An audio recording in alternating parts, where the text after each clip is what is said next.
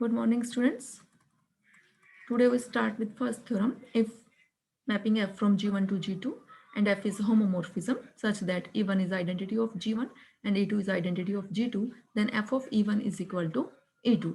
Means जो G1 की identity है वो G2 की आइडेंटिटी पे मैप होगी, ये हमें इसमें प्रूव करना है। तो हमने कोई एलिमेंट G1 का लिया, let A belongs to G1, then F of A किसका एलिमेंट हो जाएगा? G2 का।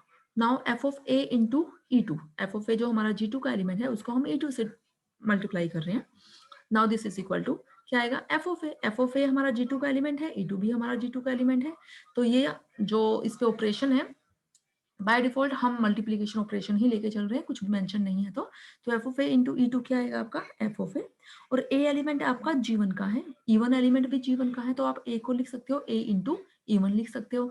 अब यहाँ आप होमोमॉर्फिज्म जो हमने मैप डिफाइन करते हैं उसकी डेफिनेशन लगाओ। होमोमॉर्फिज्म है तो होमोमॉर्फिज्म की क्या डेफिनेशन है? हम इसको सेपरेट कर सकते हैं, F of A into f of E1, क्योंकि यहाँ G1 और G2 दोनों ही हम आपके मल्टीप्लीकेटिव ग्रुप हैं, but G2 is a group. So by cancellation law, f of A into E2 is equal to f of A into f of E1। यहाँ से देखो क्या आया? F of A into E2 is equal to f of A into f of E1। अगर एक groups है तो cancellation law, हमारा left cancellation right cancellation hold करता है। तो यहाँ से हमारा क्या आ गया? E2 is equal to f of E1। ठीक है, E2 is equal to f of E1। हमारा काम प्रूव हो चुका है। हमने यही प्रूव करना था कि E2 क्या है? एफ ऑफ E1 की इमेज है। Second theorem, if f is a mapping from G1 to G2 और ये हमारा अगर होमोमॉर्फिज्म है तो हमें क्या दिखाना है? f of a inverse is equal to f of a whole inverse. कहने का मतलब जो G1 का जो अगर हम कोई एलिमेंट कंसिडर कर रहे हैं a, तो उसकी जो जो उसका इनवर्स है, G1 के इनवर्स की इमेज जो है वो क्या आएगी? G2 का इनवर्स आएगी। मींस G2 का जो भी वो एलिमेंट है उसका इनवर्स आएगी। Let A belongs to G1, then A inverse belongs to G1 because G1 is a group. If E is identity of G1, then F of E is identity of G2. ये हम already prove कर चुके हैं। Now F of E, अब इस F of E को हम कैसे लिख सकते हैं? F of A inverse because E is identity of G1 and A is an element of also G1. So E can be written as A inverse. And by definition of homomorphism हम इनको separate कर सकते हैं। And this implies यहाँ से क्या आ गया? F of A into F of A inverse is equal to F of E. And F of E is identity of G2. ये G2 की आइडेंटिटी है हमारी। मीन्स अगर कहने का मतलब हम यहाँ से क्या कह दें, अगर से आप ये सोचो कि capital A into capital B अगर ई के इक्वल हो जाए तो ए और बी आप क्या कहोगे? एक दूसरे के इनवर्स हैं। तो ऐसे ही यहाँ f of A into f of A inverse, this is equal to identity of G2, means these are inverse of each other. Means you can say f of A inverse is inverse of f of A. अगर f of A inverse f of A का inverse है तो इसको आप कैसे लिख सकते हो? F of A inverse is equal to f of A का होल इनवर्स।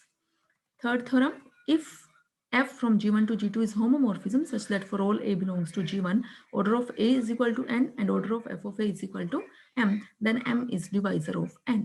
कि अगर f आपका homomorphism है such that for all a belongs to G order of a is equal to n and order of f of a is equal to m, then m क्या होना चाहिए? divisor of n. देखो यहाँ here order of a is equal to क्या दे रखा है आपको? एन। इसका मतलब a raise to power n क्या हो गया? Identity. Now f of e, अब ई ये जो एफ के अंदर ई लिखा है इसका मतलब ये ई किसका एलिमेंट है? G1 का एलिमेंट है। ठीक है, ई किसके इक्वल है? A raise to power n के, means f of A raise to power n. Now this is equal to f of क्या लिख दिया हमने? A into A into A into A up to सोन कितने टाइम्स? एन टाइम्स लिखना है आपने। Now this is equal to, अब होमोमॉर्फिज्म की डेफिनेशन से आप इन सबको क्या कर सकते हो? सेपरेट कर सकते हो। अब ये कितनी बार मल्टीप्लाइड है? n टाइम्स, तो आप लिख सकते हो f of a whole raise to power n। ठीक है, बट एफ ऑफ ई ये किसकी आइडेंटिटी थी? G2 की थी ना, आइडेंटिटी एलिमेंट था G2 का। एंड एफ ऑफ ए किसका एलिमेंट है? G2 का, क्योंकि ए हमारा G1 का, ये यहाँ पे सॉरी यहाँ ए जी लिखा हुआ है, ए बिलोंग्स टू जी, ये G1 है यहाँ। ए एलिमेंट G1 का, तो एफ ऑफ ए एलिमेंट किसका आएगा? आपका G2 का। दिस इंप्लाइज, तो यहाँ से देखो एफ ऑफ ई किसकी आइडेंटिटी है? G2 की आइडेंटिटी। तो f of A raise to power n, अगर एफ ऑफ ई आ गया तो इसका मतलब यहाँ से आप कह सकते हो order of f of a is less than equal to n, means you can say order of f of a divides n। ये तो आप पीछे रिजल्ट कर चुके हो, फर्स्ट चैप्टर में किया था आपने। That is order of f of A means m is divisor of n, क्योंकि यहाँ ऑर्डर ऑफ एफ ऑफ ए हमें क्या गिवन है? m गिवन है। तो ऑर्डर ऑफ इसका मतलब m क्या करेगा? m is divisor of n है आपका। ठीक है, फर्स्ट एग्जांपल देखो, late G be a group of all ordered pairs AB of real numbers with the binary operation denoted by addition and defined by A comma B plus C comma D, ये means pair, ordered pair form के elements हैं, और वो कैसे उस पे operation defined है, जो addition operation means A plus C first element, और ये second two second element add किया B plus D, and G1 be additive group of all real numbers, और G1 जो एडिटिव ग्रुप है वो सब रियल नंबर्स का है। If F is a mapping from G to G1 defined by, कैसे हमने डिफाइन की, अगर हम F को G के एलिमेंट पे लगाते हैं, G के एलिमेंट ऑर्डर्ड पेयर फॉर्म किया मीन्स ए बी पे लगाते हैं, तो हमारे पास क्या आ रहा है, ए आ रहा है, ये उसने दे रखा है, for all AB belongs to G, then show that F is homomorphism of G on to G1। अब F को हमने होमोमॉर्फिज्म दिखाना है, G से G1 तक वो होमोमॉर्फिज्म है, ठीक है। चलो, clearly G is a group with identity element 0 0, क्योंकि G में G जो आपका ग्रुप दे रखा है वो एक तो विद रिस्पेक्ट टू एडिशन है, और उसमें जो एलिमेंट्स हैं वो ऑर्डर्ड पेयर फॉर्म के हैं, तो उसका आइडेंटिटी एलिमेंट क्या हो गया, 0 0 हो गया, क्योंकि वो विद रिस्पेक्ट टू एडिशन है group. And inverse of a b being, तो उसका इनवर्स एडिशन के रिस्पेक्ट पे इनवर्स ए बी का इनवर्स क्या आता है, माइनस ए माइनस बी आता है। हमने दो एलिमेंट ले लिए G के, ए बी और c d. Then f of, क्योंकि जो आप होमोमॉर्फिज्म दिखाना वो दो एलिमेंट्स पे आप लगाते हो ना, दो एलिमेंट्स कंसीडर करते हो और बीच में जो आप उसका बाइनरी ऑपरेशन है। Now this is equal to, अब जो इस पे ऑपरेशन डिफाइंड है वो कैसे, कि फर्स्ट एलिमेंट को, इसको ए को सी में ऐड करना है और बी को आपने डी में ऐड करना है, means F of A plus C comma B plus D. और ये आपका डिफाइंड कैसे है, F of A comma B क्या आएगा आपका फर्स्ट एलिमेंट, और first element means A plus C आ जाएगा, ठीक है। अब ए का मतलब एफ ऑफ, ये बाय डेफिनेशन ए का मतलब क्या हो गया, F of A comma B, और सी का मतलब क्या हो गया, F of C comma D.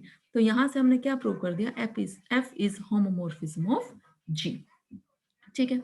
हमें क्या दिखाना था, f is homomorphism of G onto G1, ठीक। अब हमें क्या दिखाना है, ऑन टू, और दिखाना है ऑन टू का मतलब राइट साइड में कोई भी एलिमेंट लें तो उसके कोरस्पॉन्डिंग लेफ्ट साइड का एलिमेंट आ जाना चाहिए। तो हमने राइट साइड हमारा क्या है, G1, तो G1 का कोई एलिमेंट ले लिया ए। अब G1 का कोई भी एलिमेंट ए लिया तो उसके कोरस्पॉन्डिंग लेफ्ट साइड का मींस G का आपने कोई एलिमेंट देखना है, वो एलिमेंट आप कुछ भी देख सकते हो, ए कोमा बी भी हो सकता है, ए कोमा सी बी, ए कोमा डी भी, आप कुछ भी एलिमेंट लिख सकते हो। यहाँ इसने ए कोमा बी लिखा, सच दैट कैसे, कि f of A comma B is equal to A, या अगर आप एफ ऑफ यहाँ पे ए कोमा सी एलिमेंट देखते तो f of A comma c भी क्या होता है ए, क्योंकि तो बाय डेफिनेशन है F of A comma b आपका क्या आएगा, ये फर्स्ट एलिमेंट आएगा, इस ऑर्डर्ड पेयर का फर्स्ट एलिमेंट आपने लिखना है, ठीक है। मीन्स राइट साइड के एलिमेंट के कोरस्पॉन्डिंग आप लेफ्ट साइड में एलिमेंट फाइंड आउट कर सकते हो कि वो इसकी इमेज बन जाए। मीन्स हर राइट साइड के एलिमेंट की प्री इमेज एग्जिस्ट कर रही है, तो मैप आपका क्या हो गया, onto, means f is homomorphism of G onto G1। Okay students, बाकी हम नेक्स्ट लेक्चर में डिस्कस करेंगे।